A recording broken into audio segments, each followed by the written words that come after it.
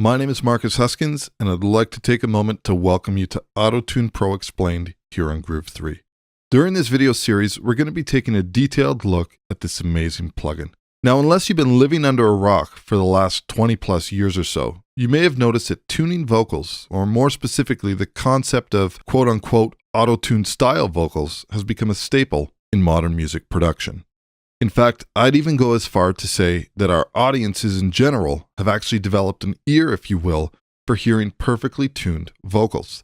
So that is to say that it's almost an expectation for most popular musical genres.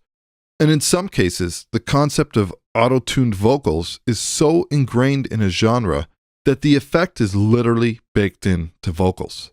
Now, you may have noticed me saying auto-tuned vocals to describe the concept of tuned vocals in general. And there's a really good reason for that, being that auto-tune, as a plugin developed by Antares, is so deeply rooted in the concept of vocal tuning that it's actually used as a way to describe the concept of tuned vocals themselves. So in the end, we have a ton of different software available for tuning vocals, but AutoTune is arguably responsible for redefining vocal tuning correction in our industry, both as a creative effect and a moderate correction tool to use in production.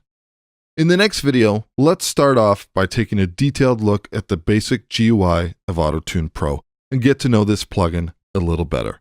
So we'll catch you for more in the next video.